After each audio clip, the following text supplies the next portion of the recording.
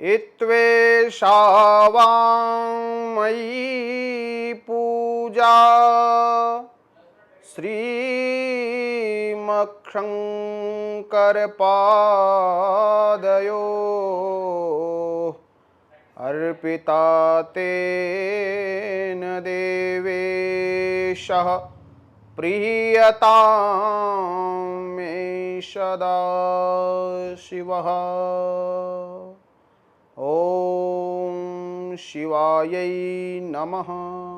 नमः पार्वती पतये हर हर हर महादेव शंभो।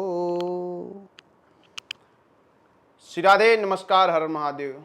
प्रिय बंधुओं, आप सभी लोगों के बीच में एक ऐसी ही जानकारी लेकर के मैं प्रस्तुत हुआ हूं।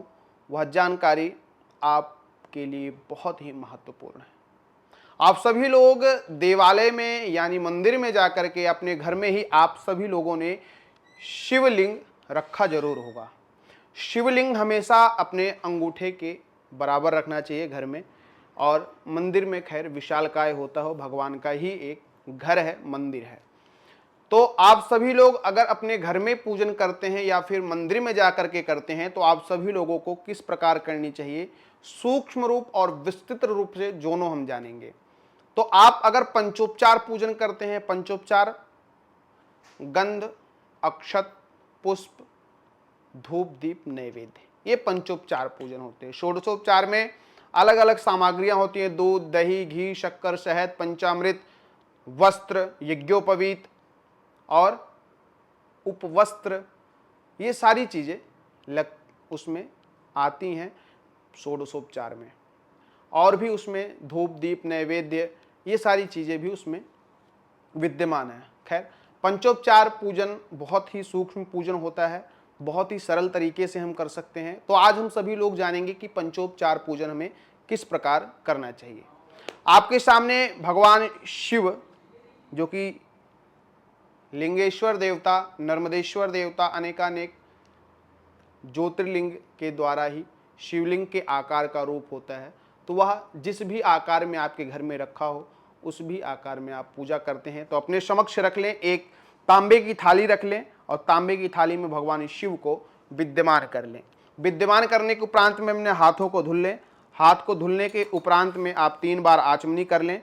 ओम केशवाय नमः, नारायणाय नमः, माधवाय नमः। पीने के उपरांत में हाथ धुल लें, फिर थोड़ा सा जल अपने ऊपर छिड़क लें। ओम अपवित्रः पवित्रो वा सर्वावस्थांगतो विवा यः स्मरेत् पुंडरीकाक्षं शबय्याभ्यन्तरः शुचिः पुंडरीकाक्षः पुनातो पुंडरीकाक्षः पुनातो। इस प्रकार आपने अपने आप को शुद्धिकरण कर लिया, अंदर और बाहर से दोनों। सा बाह्याभ्यन्तरः शुचि, अंदर से भी और बाहर से भी। उसके उपरांत में आप हाथ में संकल्प रख लीजिए। संकल्प में जिन जिन देवताओं की आप पूजा करेंगे या फिर भगवान शिव का सिर्फ और सिर्फ अभिषेक करेंगे तो अभिषेक में क्या मंत्र बोलेंगे, क्या उच्चारण करना है, किस दिन वार नक्षत्र योग करण, इन सभी का उच्चारण करने के उपरांत में उसको गणेश जी के पास रख देना चाहिए। गणेश जी के पास रखने के उपरांत में आप फिर हाथ में पुष्प लेकर के, जैसा कि ये कनेर का पुष्प है, कनेर के पुष्प को भगवान शिव देवता को जरूर अर्पित करना चाहिए, क्योंकि कनेर भगवान शिव को अति प्रिय है। शिव का ध्यान करना चाहिए। ओम श्री पुष्पदंत मुख पंकज निर्गतेन स्तोत्रेण किल्बिषहरेण हर प्रेण कंठस्थितेन पठितेन समाहितेन सुप्रेणितो भवति भूतपतिर्महेशः। ओम नमः शिवाय, ओम नमः शिवाय, ओम नमः शिवाय। इस प्रकार पुष्प को भगवान शिव देवता को अर्पित कर देना चाहिए। अर्पित करने के उपरांत में आपको क्या करना चाहिए, हाथ में थोड़ा सा तांडूर रख लें, उल्टे हाथ में रख लें सीधे हाथ से, और थोड़ा थोड़ा सा शिव देवता के ऊपर छोड़ देना चाहिए। और नाम से, क्योंकि भगवान के कौन कौन से परिवार हैं उन सभी परिवारों का उच्चारण मैं करूंगा, आप ध्यान से सुनिएगा। ओम श्री गणेशाय नमः पूजयामि। ओम मातुंबिका देवेभ्यो नमः पूजयामि। ओम कुबेराय नमः पूजयामि। ओम नंदेश्वराय नमः पूजयामि। ओम कीर्तिमुखाय नमः पूजयामि। ओम कार्तिकेय नमः पूजयामि। ओम सर्पदेवताभ्यो नमः पूजयामि। ओम वीरभद्राय नमः पूजयामि। ओम नमः संभवाय च मय भवाय च नमः शंकराय च मयस्कराय च नमः शिवाय च शिवतराय च श्री भगवते शाम्ब सदा शिवाय नमः पूजयामि। स्वामिन् सर्वजगन्नाथ यावत् पूजावसानकं तावत् त्वं प्रीतिभावेन लिंगेस्मिन् सन्निधिं कुरु। लिंग देवताभ्यो नमः पूजयामि। इस प्रकार भगवान शिव के सभी परिवारों का आवाहन, स्थापन और पूजन किया जाता है। और इन अगर आप मंत्र जानते हैं, वैसे तो मंत्र कितने लोग नहीं जानते, तो नाम के द्वारा भी आप आवाहन कर सकते हैं। मंत्र अगर आपको स्मरण है आते हैं तो आप मंत्रों के द्वारा भी आवाहन स्थापन कर सकते हैं। अभी तक हमने आवाहन किया है, अब स्थापन करेंगे। आपके हाथ में जो ये तांडूल है, तांडूल मतलब अक्षत, अक्षत मतलब चावल, चावल को सीधे हाथ में रख लीजिए। फिर आप मंत्रों का उच्चारण कीजिएगा।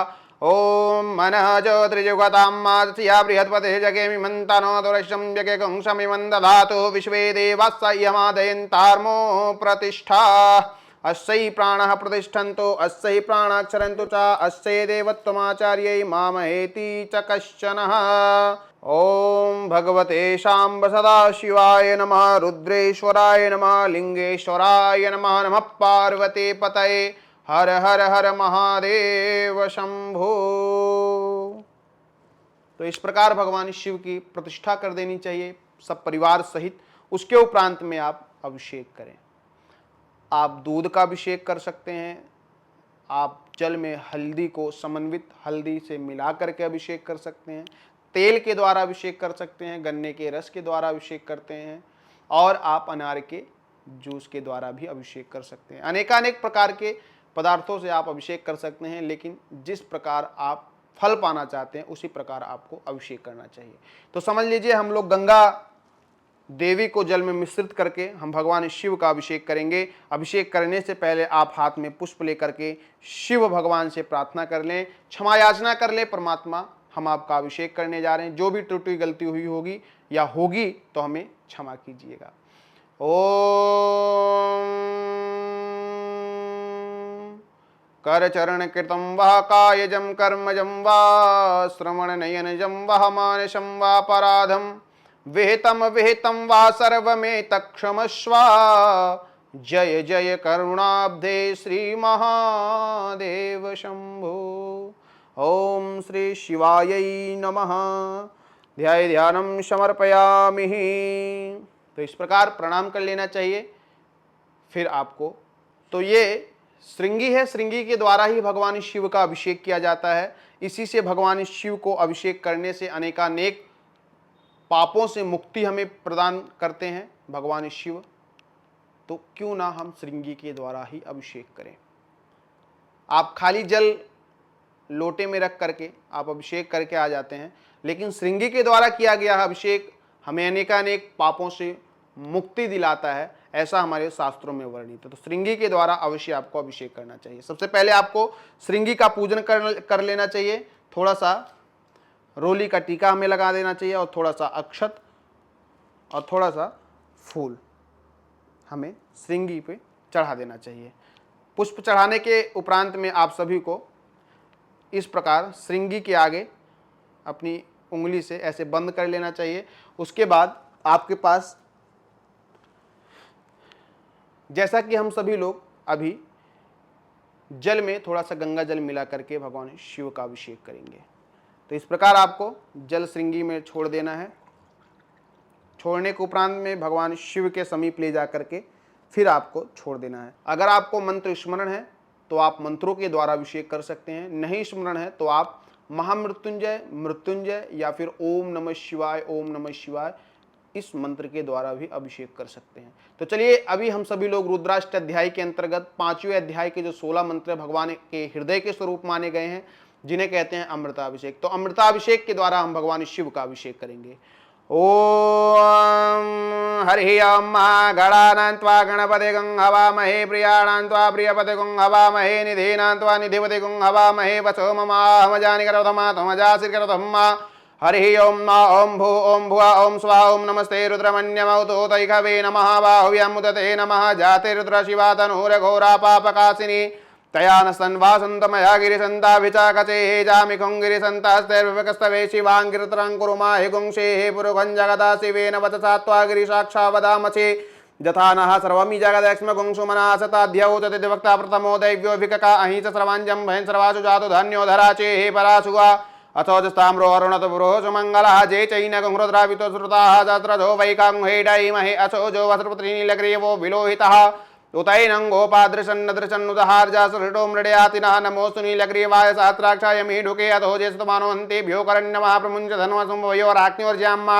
जासते हस्तैकवः पराता भगवो बाबा विजयन्धनोः कप्रतिनो विशल्यो बाणवा उता अने सन्नस जायकवः पुरुषनिगङ्गदेः जातेः त्रिमीषमासेव भूवते धनोः तयास्मान्युष्मया परिभुजा परिते धन्वनो हे तृष्मानुक्तो विश्वतः तो जिगसुतवारे समन्निधे हितं मावत तनुष्णुं सहस्राक्षसते कुरुशल्यानां मुखः शिवो नः शिवमना भव नमस्तायुधायानाथतायष्णवे उपाभ्यामुदिते नमो बाह्यन्तवधन्वने मानो मान्तं मानोरकं मानुसन्तं मानुक्षितं मानो वदेः पितरं मोदमात्रं माना प्रियास्तन्वो रुद्रारीरिका मानसो केतने मानायक मानो गोकमानो स्वीकुरुका मानो वीरन्द्रहामिनो वधीरविमन्ता समित्वा हवामहे ओम त्र्यंबकं दजामहे सुगंधिं पुष्टिवर्धनं मा उर्वारुकमिमन्द्रान् मृत्योर्मुक्षीयमामृतात् मृत्युंजय महारुद्रात्राहि मां शरणागता जन्म मृत्यो जरा व्याधि पीडितं कर्मबन्धने ओम नमः शिवाय ओम नमः शिवाय ओम नमः शिवाय।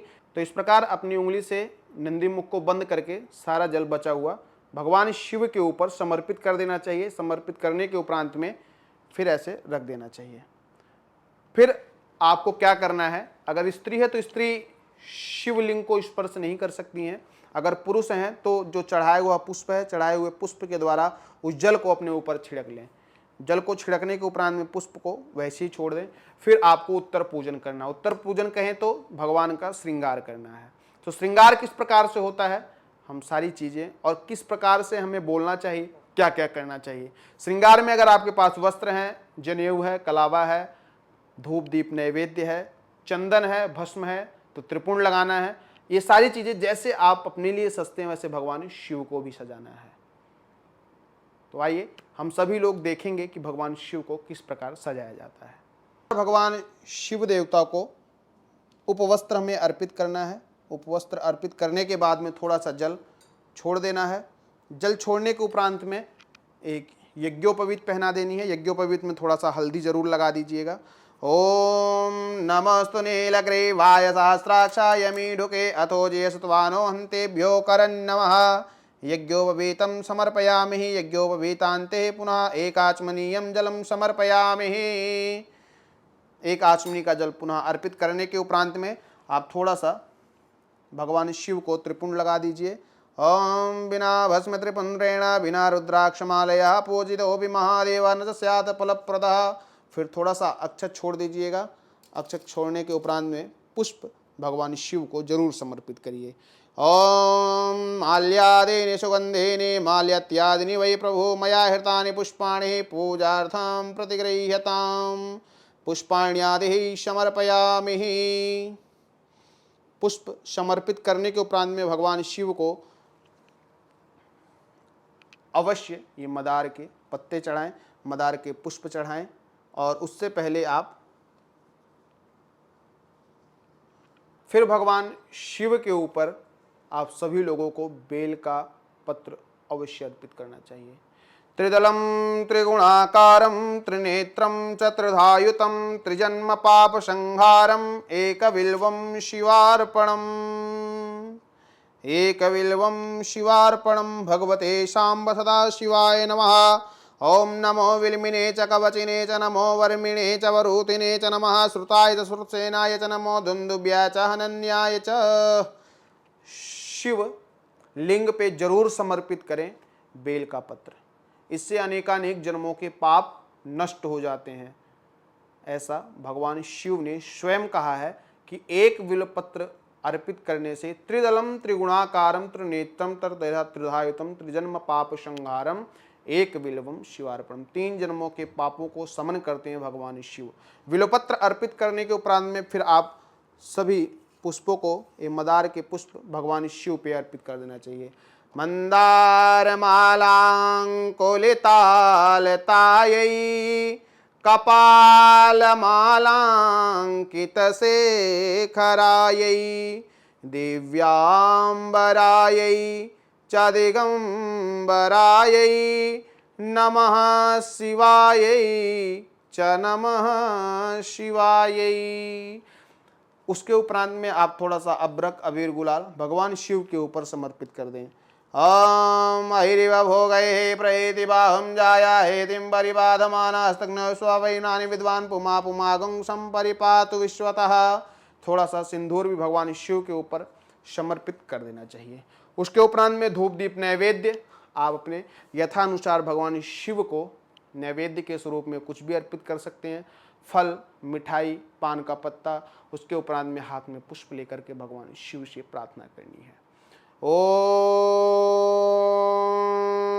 भवमरो ब्रह्म विषम संभ्रम समुदिका क्लम विप्लवम् कुलिशकर्कश हृदय दुर्जन कृतपरा भव विप्लवम् अति भयंकर रविज किंकर विकृत हूँ कृतिकातरम्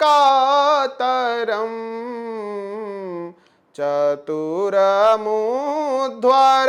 हर जगध्वर म शरणं शरणागतं म शरणं शरणागतम्। करचरण कृतं वह कायजं कर्मजं वा श्रवणनयनजं वह मानसं वापराधं विहितं वा सर्वमेतत्क्षमस्व। जय जय करुणाब्धे श्री महादेव शंभुः। म पार्वती पतये हर हर हर महादेव शंभो काशी विश्वनाथ गंगे। तो इस प्रकार आप सभी लोगों को भगवान शिव की पूजा करनी चाहिए, अर्चना करनी चाहिए, उनके मंत्रों का भी जाप करना चाहिए। तो ऐसे पूजा करने से भगवान शिव यथाशीघ्र प्रसन्न होते हैं और अपने भक्तों को शुभाशुभ फल की प्राप्ति प्रदान करते हैं।